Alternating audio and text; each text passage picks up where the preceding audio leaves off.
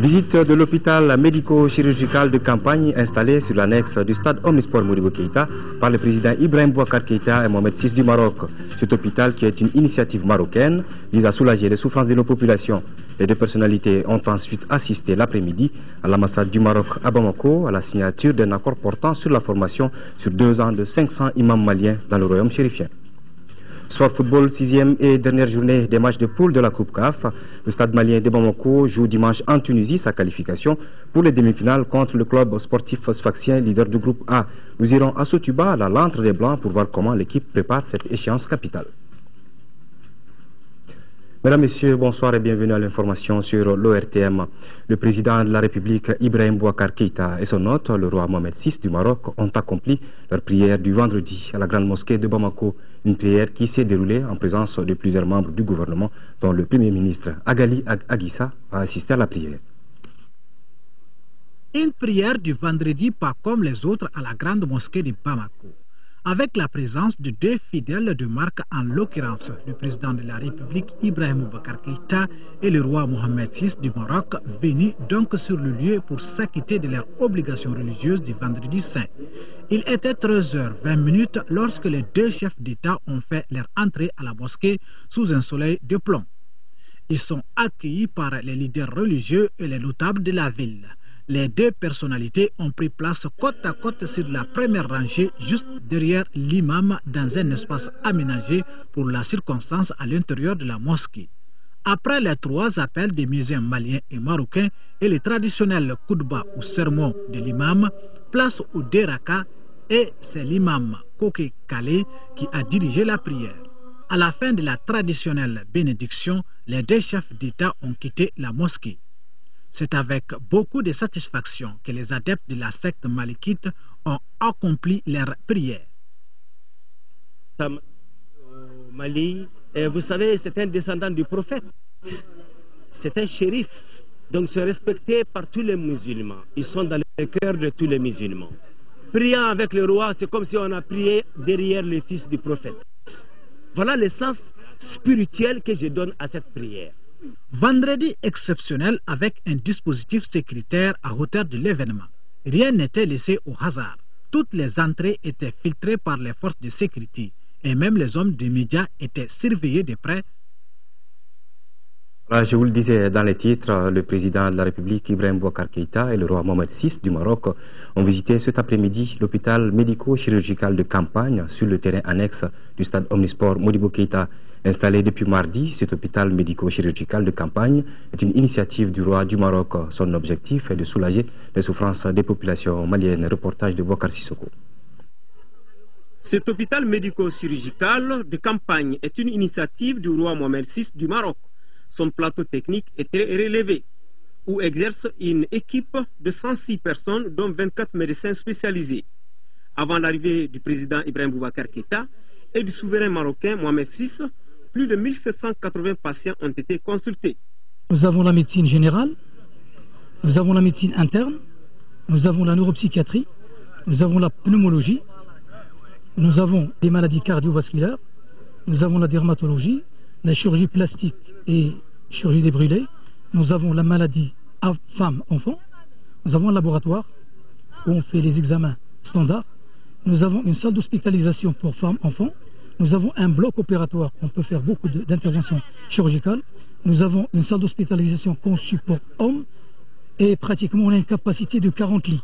Vous êtes en train de voir où il y a des médicaments, où il y a des consommables, il y a des kits pour bébés, c'est 18 tonnes de médicaments. Le président Ibeka et son hôte, Sa Majesté le roi du Maroc, Mohamed VI, ont visité toutes les salles de l'hôpital. Ils se sont rendus compte de l'opportunité d'une telle initiative. Une initiative qui participe à l'allègement de la souffrance des populations maliennes. Vous avez vu toute la file d'attente à la porte. Des gens qui sont venus spontanément pour se faire consulter et recevoir des soins. Et vous avez vu toute la gamme de soins qui est en train d'être dispensée, qui correspond à la demande réelle de la population. La visite d'aujourd'hui de Sa Majesté le roi du Maroc et de notre président de la République s'inscrit dans le cadre de la solidarité entre les 2 peuples. Et je crois que c'est un aspect qui est encourageant. L'hôpital médico-chirurgical de campagne est installé sur le terrain annexe du stade Modibo Keïta de Bamako. Les consultations, les soins et les médicaments sont gratuits. Voilà, l'hôpital médico-chirurgical de campagne du Maroc dans notre capitale est donc opérationnel. Les 24 médecins du centre sont engagés dans la prise en charge gratuite des patients maliens et plusieurs domaines de la santé sont concernés par cette prise en charge. Adama Kodjo. La signature de cet accord est l'aboutissement des efforts conjugués entre le Mali et le Maroc. C'est un accord qui s'inscrit dans le cadre de la contribution du Maroc à la reconstruction du Mali face aux menaces des extrémistes religieux. La formation qui s'étend sur 2 ans concerne 500 imams maliens. Partageons avec le Mali le rythme malikite.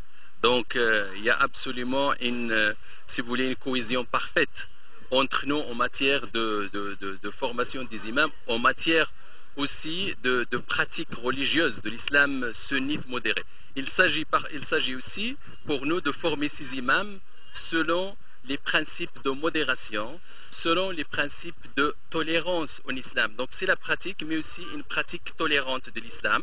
Et c'est la pratique que nous avons eue toujours depuis le début de l'islam au Maroc et dans cette région. Sa Majesté le roi Mohamed VI veille en personne à ce que l'application soit immédiate et se fasse dans de très bonnes conditions. La signature de ce document vient formaliser la coopération entre les 2 pays en matière de religion. L'accord a été signé par le ministre de l'administration territoriale Moussa Sinko Koulibaly et du côté marocain par Ahmed Toufink, ministre des Affaires islamiques. La cérémonie de signature s'est déroulée à l'ambassade du Maroc au Mali, en présence du roi Mohamed VI et du président de la République, Ibrahim Boubacar Keïta. Voilà, vous l'avez compris, c'est plutôt cette cérémonie de signature d'accord portant sur la formation des 500 imams maliens qui vont donc être en formation pendant 2 ans au Maroc. Une cérémonie qui s'est déroulée à l'ambassade du Maroc à Bamako en présence du président de la République Ibrahim Boubacar Keïta et de son hôte, le roi Mohamed VI du Maroc. L'élément de Adama Kodjo sur l'hôpital médico-chirurgical n'est pas encore prêt. Nous y reviendrons au cours de ce journal. En ce jour donc, dans notre pays, dans le cadre de la cérémonie de prise de fonction du président de la République, l'ancien président de la République d'Allemagne, Hans Kohler, a été reçu ce matin en audience par le président Ibrahim Boubacar Keïta. Les 2 hommes ont surtout parlé de la consolidation des relations entre nos 2 pays et l'appui de la République fédérale d'Allemagne à notre pays en matière de politique d'emploi des jeunes. Hans Kohler à sa sortie d'audience au micro de Nando Dambélé. Parler comment approfondir les relations qui existent entre l'Allemagne et le Mali. On a soutenu le désir de l'Allemagne de soutenir le travail du Monsieur le Président, notamment en ce qui concerne l'emploi pour les jeunes, mais aussi les autres éléments clés de la politique du nouveau président. Et on a aussi parlé sur les expériences allemandes en ce qui concerne les structures administratives et comment on puisse peut-être profiter le Mali, notamment dans le domaine de la décentralisation. L'insécurité grandissante dans la bande sahélo-saharienne, la situation à Kidal, les problèmes de gouvernance, voilà quelques sujets abordés par les journalistes lors de la conférence de presse animée hier par les présidents français, tchadiens et maliens. Le temps fort de cette cérémonie avec Amadou Sankaré. François Hollande, Idriss Déby Itno, Ibrahim Boubacar Keïta, 3 chefs d'État devant un parterre de journalistes. Au cours de cette conférence, des questions liées à l'insécurité dans le monde, notamment dans la bande sahélo-saharienne, ont été posées. Justement, pour parler du cas du Mali, les confrères n'ont pas passé sous silence la situation de Kidal. Il y a une question qui m'a été posée régulièrement. Est-ce qu'il y aura des forces maliennes à Kidal? J'ai dit oui, il y aura des forces maliennes à Kidal. Elles sont allées jusqu'à Kidal. Elles sont chez elles à Kidal. C'est le Mali. Et après, il y a une question qui a été posée, c'est est-ce que vous organiserez des élections à Kidal? Il y a eu des élections à Kidal. Eh bien, nous sommes à la disposition des autorités maliennes pour faire en sorte que tout le territoire malien, donc Kidal, soit sécurisé. Toujours dans le domaine de la sécurité, les journalistes ont évoqué le repli récent d'un contingent tchadien de sa base de Tessalit dans la région de Kidal. Sur le sujet, le président Déby ne tergiverse pas, il pointe du doigt l'amunissement. Personnellement, je ne trouve pas que il y a une situation grave. À partir du moment où nous avions déjà prévu, depuis longtemps, que ce contingent devrait être relevé en août, depuis août. Donc ce qui n'a pas été fait, nous attendions en fait, disons, il y a une procédure au sein de la MISMA. Nous attendions cette procédure. Donc maintenant, la procédure est lancée. Il y a une unité qui est préparée à N'Djamena, qui viendra donc remplacer l'unité qui a intervenu en février, après l'intervention, bien sûr, de Serval, l'opération Serval. Il s'agit maintenant au niveau du MISMA, qu'il assume en fait, disons, ses responsabilités. Autre sujet passé en revue, c'est la question de bonne gouvernance. Pour le président malien, ce thème est intimement lié à la sécurité. L'immense déficit en matière de capacité à réagir, à répondre à une menace. Et le reste a été affaire de gouvernance. Donc le lien entre la gouvernance et la sécurité est évident. Dès l'instant où vous mettez à nier les évidences, vous pensez que la menace ne concerne que le voisin, vous n'y avez aucune part, c'est la dérive qui a commencé et qui peut amener à l'abîme que nous avons connu. Longtemps, nous avons dit non, nous ne sommes pas concernés. Soyez les djihadistes, au fond, nous ne font pas de mal à nous. Ce n'est pas nous les Maliens qui sommes concernés, nous ne sommes que les receleurs de leur forfait. Eh bien, ils nous en appuient. Et je crois que c'est une question aujourd'hui qui est transfrontalière, qui nous concerne tous. Le président français a saisi cette occasion pour annoncer l'organisation au mois de décembre prochain d'une rencontre sur la sécurité qui réunira à Paris plusieurs chefs d'État d'Afrique. Cette conférence de presse animée par les 3 chefs d'État a permis de mieux comprendre les questions de sécurité en général dans le monde et en particulier dans la bande sahélo-saharienne. Retour sur le discours du président de la République, Ibrahim Boubacar Keïta, un discours de remerciement, mais aussi qui a retracé les grandes lignes de ses promesses pour un Mali nouveau. Je vous propose donc d'écouter un extrait du discours du président de la République. Peuple du Mali, grand peuple du Mali,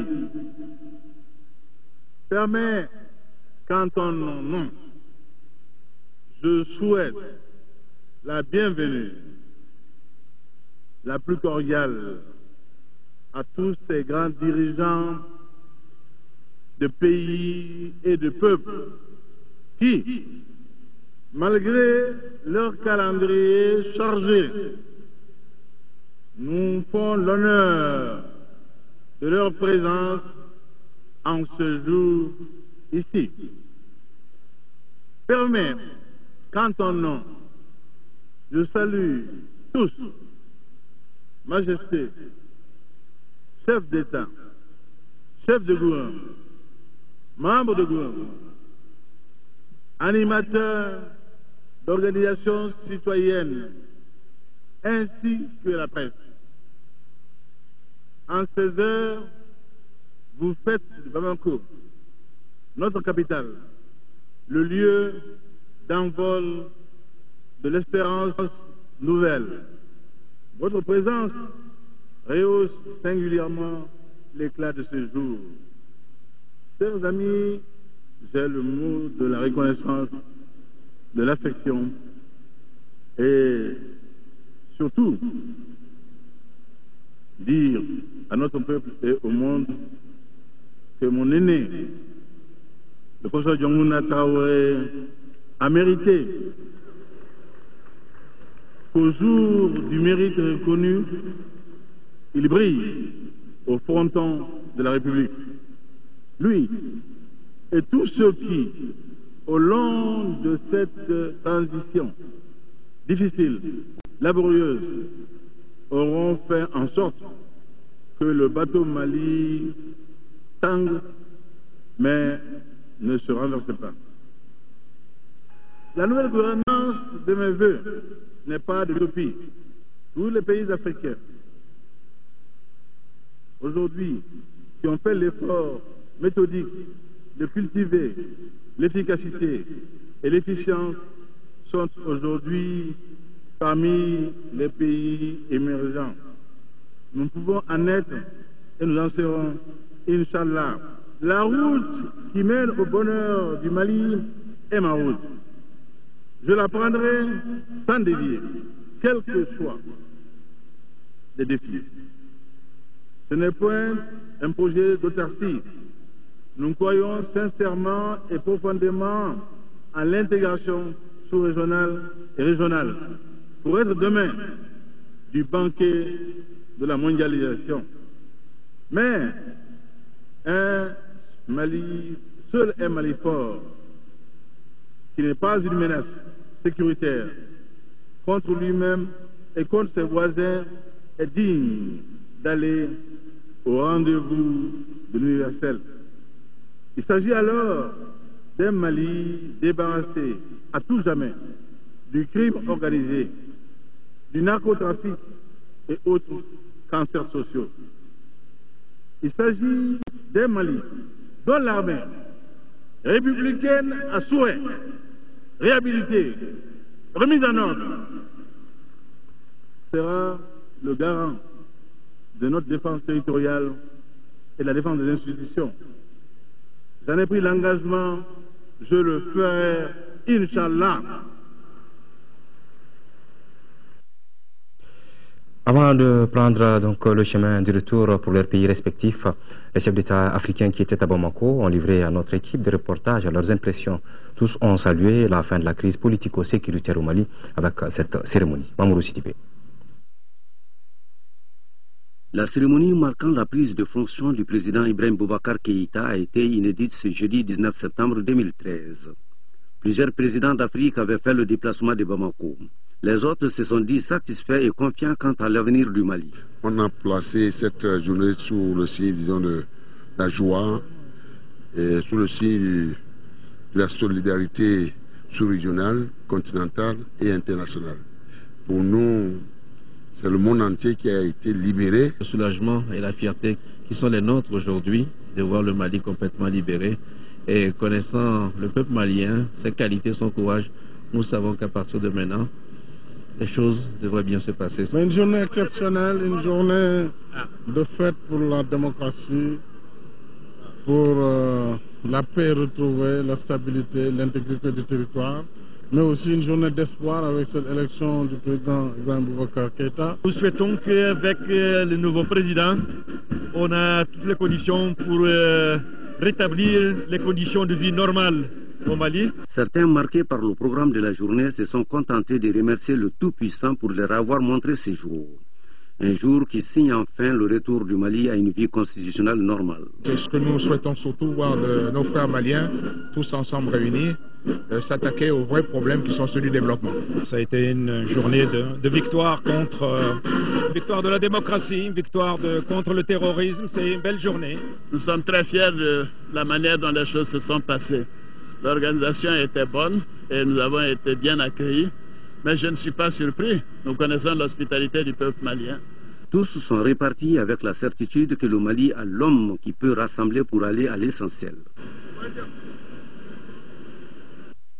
Voilà, il est prêt maintenant l'élément de Adama Kodjo sur l'hôpital médico-chirurgical de campagne du Maroc dans notre capitale, qui est déjà opérationnel. Les 24 médecins du centre sont engagés dans la prise en charge gratuite des patients maliens et plusieurs domaines de la santé sont concernés par cette prise en charge.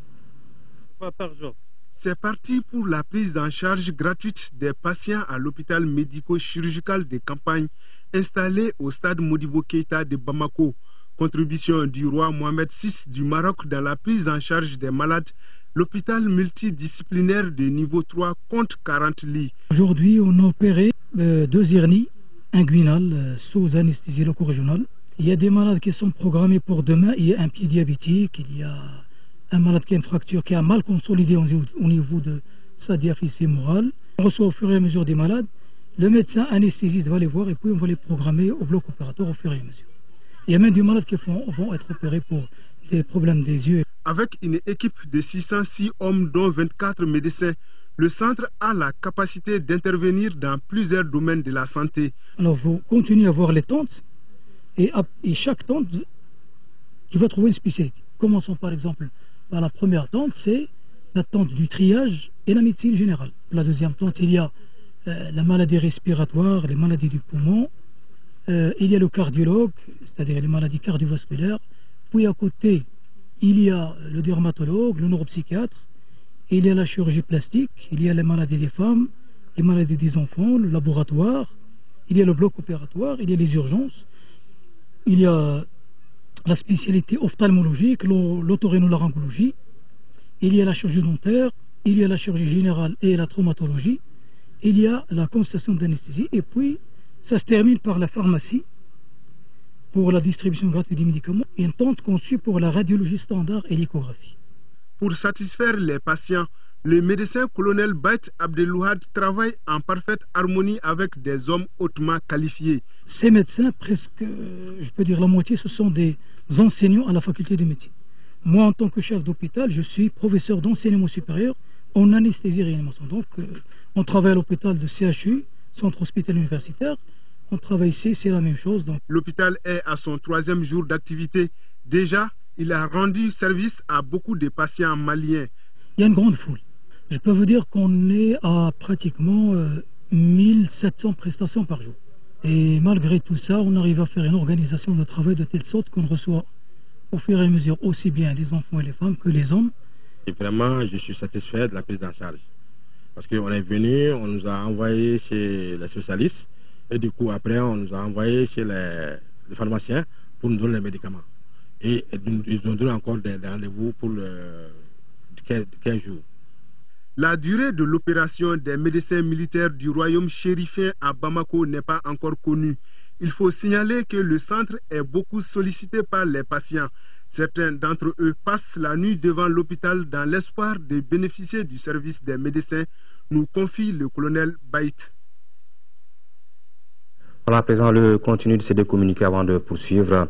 Le président du Haut Conseil des Maliens de l'extérieur convie l'ensemble des membres de la diaspora malienne séjournant actuellement à Bamako à une séance de rencontre, d'échange et d'information ce samedi 21 septembre 2013 à la Maison des Aînés, 6 à Amdallah, ACI 2000, à partir de 16h. Et puis dans la perspective des élections législatives dont le premier tour est prévu le 24 novembre 2013, le ministre de l'administration territoriale rappelle aux électeurs que la carte NINA demeure le seul document donnant accès au bureau de vote. C'est pourquoi le ministre invite les citoyens à conserver leur carte NINA. Par ailleurs, le ministre rappelle à ceux qui n'ont pas encore retiré leur carte NINA qu'ils peuvent le faire auprès des sous-préfets et du gouverneur du district de Bamako. Le ministre s'est compté sur l'esprit civique de chacune. Une grosse épine vient d'être enlevée du pied des artistes maliens. Désormais, ils ne voyageront plus pour le montage de leurs films à l'extérieur. En effet, la coopération danoise vient d'offrir au Centre national de la cinématographie du Mali un important matériel de production de cinéma. Le ministre de la Culture, Bruno Maïga, est allé voir ces nouvelles installations ce matin. Cheikh Oumar Sangari. Nous sommes à la veille de la date anniversaire de l'accession de notre pays à l'indépendance. C'est en ce moment précis que se dessine mieux l'indépendance du cinéma malien. En effet, la coopération danoise vient de doter le Mali en studio de post-production cinématographique. Ce qu'on essaye d'installer au CNCM, c'est une unité de post-production avec un studio pour le son, le montage et les caméras là-haut. Il s'agit de 4 studios numériques d'une grande capacité de production accompagnés d'un programme de formation. Ces studios sont installés au CNCM. Le cinéaste n'en demande pas mieux. Ces équipements sont une réponse aux préoccupations fondamentales, pas seulement du CNCM, mais de toute la corporation du cinéma malien. C'est des équipements de dernière génération, c'est des équipements sur le plan financier. Ça nous fait une économie extraordinaire parce qu'avant, lorsqu'on montait les films, on faisait le montage ici et le reste se faisait en Europe. Avec ces studios, la réalisation d'un film de A à Z peut se faire désormais sur place ici à Bamako, y compris bien sûr l'ensemble du processus post-production. Audio, vidéo, l'étalonnage et l'insertion des effets spéciaux. Cela explique la joie et la reconnaissance du chef du département en charge de la culture. Je me réjouis de cette coopération fructueuse entre la partie danoise et le CNCM. Ces équipements qui sont un don vont certainement permettre à nos cinéastes, sous l'égide du CNCM, de se hisser au niveau du cinéma moderne. Comme je le disais tantôt aux amis d'honneur, merci à eux de nous aider à nous hisser au niveau du cinéma universel. La valeur de ces équipements offerts à notre pays à travers les centres nationaux de cinématographie s'élève à près de 100 millions de nos francs. La plateforme droits économiques, sociaux et culturels du Mali a officiellement lancé ce matin son projet renforcement des capacités des organisations membres de la plateforme. Le projet vise à renforcer les compétences des acteurs de la société civile autour des stratégies de développement national et local. Le projet, qui dure 9 mois, est financé à hauteur de 29 millions de francs CFA par le programme d'appui aux organisations de la société civile. Moussa Fani. Pour sa participation à la bonne gouvernance au Mali, la plateforme droits économiques, sociaux et culturels, à travers ses responsables, vient de lancer le projet renforcement des capacités des organisations membres de la plateforme. Il vise à contribuer à la formation des acteurs de la société civile aux méthodes et techniques de la capitalisation et le suivi et évaluation du budget public. Nous avons prévu, dans le cadre d'un projet de renforcement de capacités, justement, de former les organisations qui sont membres de notre plateforme sur différentes thématiques et qui leur permettent de jouer pleinement les rôles de veille citoyenne, les rôles de développement d'activités économiques, d'activités socio-professionnelles. Financé à un coût de plus de 29 millions de francs CFA, le projet à renforcement des capacités des organisations membres de la plateforme devra toucher environ 1200 bénéficiaires directs. Les partenaires invitent à une exécution correcte du projet. Le programme d'appui aux organisations de la société civile attend de tous les bénéficiaires donc des financements une exécution transparente. La mise en œuvre de ces programmes doivent vraiment répondre aux attentes souhaitées par les bénéficiaires. D'une durée de 9 mois, le projet de renforcement des capacités des organisations membres de la plateforme intervient dans toutes les capitales régionales et les districts de Bamako. L'élan de solidarité des associations continue en faveur des sinistrés des communes 1 et 4 du district de Bamako. L'association des ressortissants du cercle de Banamba, le mouvement Digitougou du Bankoni et l'amicale des anciens de la Ligue islamique des élèves et étudiants du Mali ont remis des dons en nature et en espèces aux victimes des inondations. Plus de détails avec Sogona Kamisoko. Les Maliens font parler leur cœur après les inondations du 28 août 2013. Cette fois-ci, c'est l'association des ressortissants du cercle de Banamba qui a remis 4 millions de francs CFA. La somme est répartie comme suit. 2 millions pour la commune 1, 1 million pour la commune 4 et 1 million pour la commune de Djalakuruji. Les autorités communales saluent ce geste de solidarité. On n'est pas surpris. C'est un sentiment, disons, de fierté, c'est un sentiment de grande satisfaction qui nous anime aujourd'hui par rapport à ce geste-là. Des calamités naturelles, sans la solidarité, on ne peut faire y face. Nous sommes obligés, dans la culture malienne, de s'associer et de venir donner une aide à ceux qui ont été des victimes. Nous sommes les ressortissants du cercle de Banamba. Nous avons été victimes très gravement le 14 mai 2012. Nous avons eu des aides de partout à travers le monde. En plus de ce don, l'artiste musicien Tigenja Fakoli, à travers le mouvement Djigitougou, a offert 3 tonnes de riz aux sinistrés de Bankoni. Par cet acte, il entend contribuer à soulager les victimes des inondations. On n'a rien, on a eu une initiative vraiment de faire recours à des personnes de ressources qui peuvent nous aider pour que nous, à notre tour, qu'on puisse donner ces aides également aux populations les plus sinistrées. À ces donations s'ajoute celle de l'amicale des anciens de la Ligue islamique des élèves et étudiants du Mali. L'amicale a remis aux sinistrés de la commune 4 des savons, des chaussures et des ustensiles de cuisine. Le geste vise à venir en aide à nos compatriotes. Ce don s'inscrit dans le cadre de l'amélioration du cadre de vie des personnes victimes. Ils vivent dans des conditions qui sont un peu difficiles dans les salles de classe. Donc nous avons voulu apporter notre participation en agissant sur l'hygiène, en agissant sur l'assainissement. C'est la raison pour laquelle nous avons procédé au curage des fosses septiques et également à une pulvérisation de la cour à travers la désinsectisation. Toutes ces donations prouvent que la solidarité n'est pas un vain mot au Mali, mais un comportement de tous les jours. Les autorités municipales de Sangarebougou, dans le cercle de Kati, lancent une vaste opération d'assainissement et d'élargissement des voies. Ces travaux s'inscrivent dans le cadre de l'amélioration des conditions de vie des populations de la commune. Fademba Keita. Ces travaux décidés par le conseil communal se font en deux phases. Il s'agit d'une part de l'évacuation des dépôts de transit des ordures de Sangarebougou et de Seribougou et de l'aménagement des artères principales de la commune d'autre part. Le problème d'assainissement était devenu trop criard. Du coup, les cas de palu et autres sont très fréquents. Donc le conseil a estimé qu'il fallait en tout cas prendre les taureaux par les cornes. C'est pourquoi aujourd'hui, vous avez vu que cette opération de repopulage des bois a commencé. Simultanément, nous sommes en train de ramasser les ordures. Il y a 2 tas essentiels à Sangarebougou et au terme en tout cas de cette mission, on compte les évacuer. Vous savez qu'il n'y a pas de dépôt final. C'est pourquoi on a négocié des propriétaires de champs et on est en train d'aller déverser ces ordures dans des champs. Il y a 2 artères principales, celle qui mène à Marseille et l'artère principale qui traverse Sangarebougou. Mais hormis ça, il y a d'autres axes qu'on va aménager pour rendre un peu fluide la circulation à travers Sangarebougou. L'initiative hautement appréciée par la population vise à créer un environnement sain.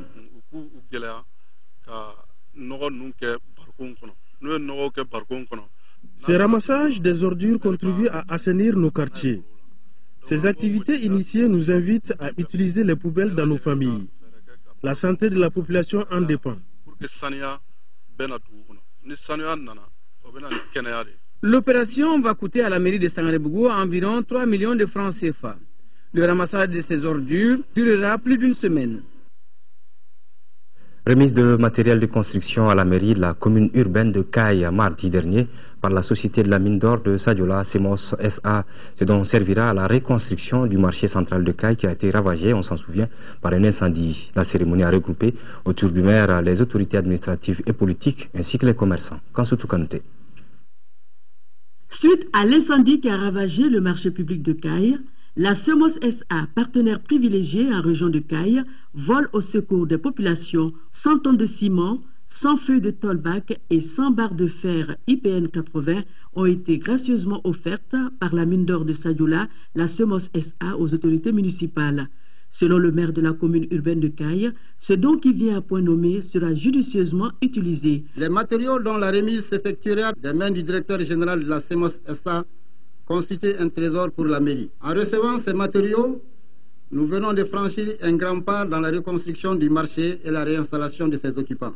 Malgré les difficultés financières que traversent les sociétés minières, la Semos SA a tenu à venir au secours de la population, car selon son directeur général, ce marché qui a brûlé est un endroit de prospérité pour beaucoup de personnes et espère que d'ici le mois de décembre 2013, le marché de Caille sera réhabilité pour le grand bonheur de la population et des sinistrés. And the gold industry is not in a favorable position. Nous ne pouvons plus faire des actions grandioses comme on les faisait avant. Mais, monsieur le maire, vous allez accepter ce geste modeste de notre part, 100 feuilles de tôle, et 100 tonnes de ciment et 100 barres d'IPN. C'est une modeste contribution, certes, mais c'est un geste pour dire à la population de Caille que la Semos est avec elle. To assist in the reconstruction of this market. Le directeur général de la Semos SA a procédé à la remise symbolique des matériaux au maire de la commune urbaine de Caille. Sport football, Coupe de la Confédération africaine de football, la 6e et dernière journée de la phase de poule, c'est pour ce week-end. Notre représentant, le Stade malien de Bamako, joue dimanche sa qualification pour les demi-finales en Tunisie contre le club sportif sfaxien. Abdul Karim Kaba a rendu visite au représentant malien. À Sotiba, on est bien conscient de l'enjeu de la rencontre de dimanche, car le chemin de demi-finale passe par là. Et pour cela, l'entraîneur Pascal Janet pense faire le nécessaire. Et le reste, c'est au jeu de l'appliquer sur le terrain. Après beaucoup de rencontres, je constatais qu'on avait trop de déchets dans la zone de finition. Mais c'est encore notre péché mignon. Et là, c'est pas en 2 jours ou 3 jours de temps que je peux changer les choses. Je fais travailler les joueurs pour qu'ils s'améliorent. Mais voilà, ça demande du temps. Et peut-être le plus simple, ce serait pour les saisons à venir d'aller chercher des joueurs qui sont capables naturellement de mettre les ballons au fond facilement. Contre le club sportif sfaxien déjà qualifié, les Blancs entendent aborder ce match comme si c'était une finale, à l'image des 2 matchs précédents de la 4e et 5e journée. En duel à distance avec l'Étoile du Sahel, l'autre club tunisien du groupe, le Stade ne se présenterait pas en visiteur en Tunisie. Je pense que la mission n'est pas impossible. Sfax n'a pas écrasé les dernières rencontres. Ils ont gagné 1-0 face à Saint-Georges. Ils ont fait match nul contre l'Étoile du Sahel. Donc je pense que nous, on doit pouvoir espérer faire un résultat là-bas, au même titre que l'Étoile du Sahel. Même si un nul suffit aux Blancs pour jouer les demi-finales, les joueurs ont envie de relever le défi. Bon, l'enjeu, c'est d'aller chercher la qualification parce qu'on a déjà en tête qu'on n'est pas qualifié, que ce n'est pas fini d'abord, mais on a notre destin en main. On va aller tout faire là-bas pour essayer de gagner les 3 points et se qualifier définitivement. En cas d'égalité entre le Stade Malien de Bamako et l'Étoile sportive de Sousse, le premier critère pour le départager est le nombre de points obtenus lors des rencontres directes. Le Stade Malien de Bamako a été tenu en échec à domicile, mais est allé gagner à Sousse lors du match de tour. Le Stade Malien de Bamako jouera dimanche au Stade El Mensa de Tunis contre le club sportif sfaxien. Au même moment, à Addis Abeba, en Éthiopie, Saint-Georges sera face à l'Étoile du Sahel de la Tunisie. Chance donc au Stade Malien de Bamako qui a les moyens d'arracher ce ticket pour les demi-finales. Et puis l'Afro-Basket Dame Maputo 2013 a démarré aujourd'hui avec l'équipe nationale féminine du Mali qui a réussi sa première sortie face au Cap-Vert. Nos dames se sont imposées par 73-62 et feront leur deuxième sortie demain samedi à 12h30 temps universel contre le Cameroun. C'est un match que vous pourrez donc suivre en direct sur les antennes de l'ORTM. Et puis après ce journal, vous pourrez suivre l'intégralité des discours prononcés hier au stade du 26 mars à l'occasion de la cérémonie solennelle du début de mandat du président Ibrahim Boubacar Keïta. Vous retrouverez pour l'information demain à 13h